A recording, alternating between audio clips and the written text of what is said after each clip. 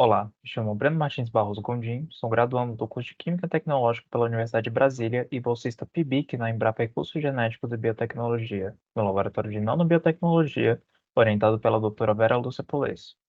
O tema do meu trabalho é biomateriais de micélio de cogumelo para a construção de impressos, otimizações de protocolo para a produção de tintas. A bioimpressão 3D é uma técnica de fabricação digital de construtos camada a camada à base de tintas contendo material biológico, incluindo biomateriais. Os biomateriais oriundos de micélio de cogumelo apresentam características físico-químicas moduláveis e também são biodegradáveis, não inflamáveis, leves e de produção rápida e barata, e podem ser explorados em bioengenharias.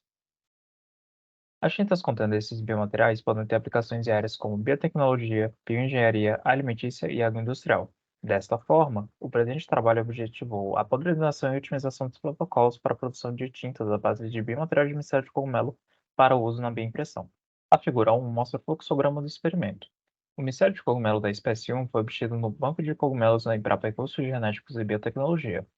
O micélio fúngico foi inoculado em meio de cultivo sólido, contendo como substrato o subproduto lignocelulósico chamado SL1 e fibra solúvel chamada FS. Em seguida, foi incubado a 25 graus Celsius por aproximadamente 50 a 60 dias. O biomaterial foi obtido pela completa colonização do micélio do substrato.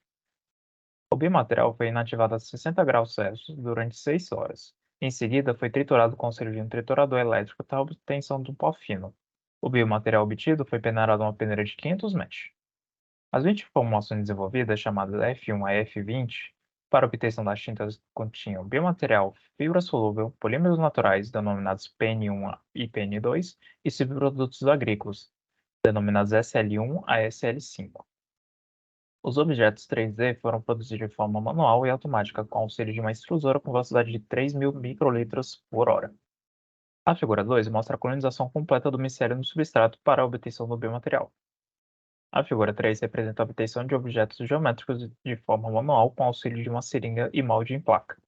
Nesse caso, os objetos obtidos apresentaram uma boa viscosidade.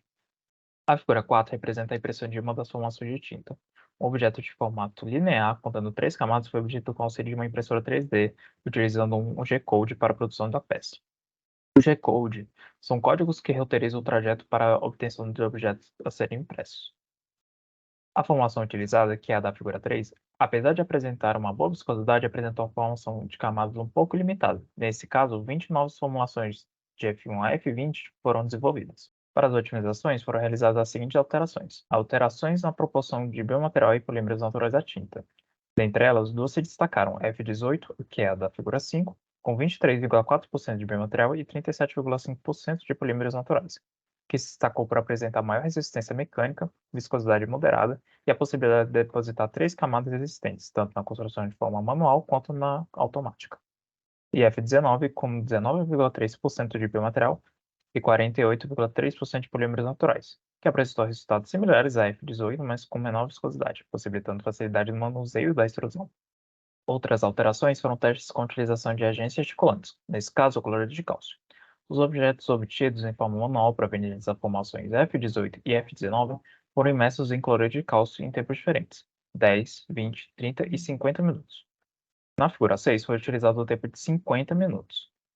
Após o período de incubação, os objetos foram lavados com água destilada por 3 vezes, sendo observada com a maior resistência após o uso dos agentes reticulantes. Por último, foram realizados testes de resistência utilizando um equipamento de extrusão automática, como demonstra a figura 7. Nesse caso, a tinta foi extrusada em posição vertical, sendo medido o comprimento dos filamentos gerados com o auxílio de uma régua. Também foi observado nos testes a possibilidade da análise qualitativa da viscosidade.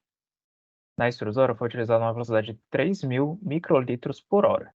Em conclusão, os protocolos otimizados com diferentes polímeros naturais e agente reticulante melhoraram as características das tintas produzidas, para apresentar uma melhor aderência, formação de 3 camadas, viscosidade, forma e resistência. A prospecção de componentes naturais que melhoram a printabilidade dessas tintas constitui uma estratégia importante para gerar impressos que poderão ser utilizados em aplicações agrícolas ou biotecnológicas. Gostaria de agradecer a todos pela atenção, aos apoios de CNPq, Embrapa e UNB, pela doutora Vera e doutor Luciano pela oportunidade e parabenizá-los pelo evento. Também a Gabriela Mendes Vaz pelos ensinamentos sobre o uso da impressora 3D e as minhas colegas de laboratório com o auxílio dos experimentos.